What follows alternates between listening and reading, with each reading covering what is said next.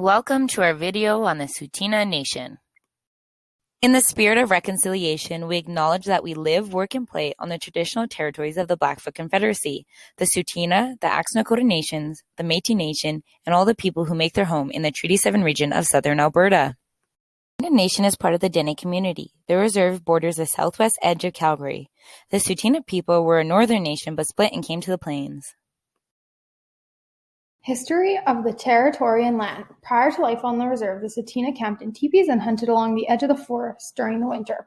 During the summer, all bands met in the open prairie to hunt bison, collect berries, and engage in ceremonies, dances, and festivals.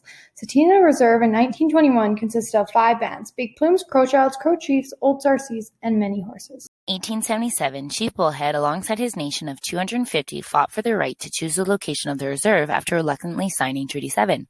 Ultimately, Chief Bullhead and his people were successful, making him the only chief within Treaty 7 to do so.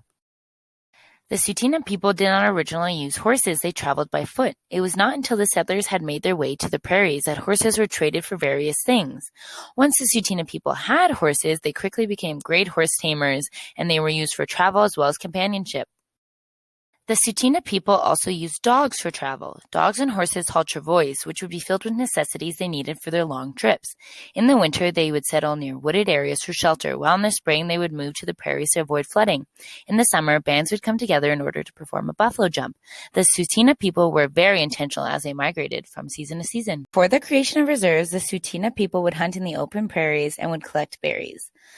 They would often drive buffalo into corrals in order to shoot or spear them, and they would also stampede them off cliffs. Hunters would use bows, arrows, and spears, as well as smaller traps. When the settlers arrived, they brought guns, which would later be incorporated into their way of hunting. In what ways has colonialism affected this area? The Tsuutina had their society and culture threatened by colonial policies and practices of assimilation, including the Indian Act, residential schools, reserves, and pass system. These have had historic and ongoing impacts on generations of Indigenous people. In today, the Tsuutina are active in modern economic sectors such as cattle raising and real estate, but efforts are being made to revive the traditional culture and lifestyle. There are also band-operated schools on the reserve, which most children attend, while some still go to public or separate schools in Calgary. They continue to practice their culture on a regular basis. We encourage you to pause the video now and read through some of the interesting facts we learned when we visited the Tsuutina Museum.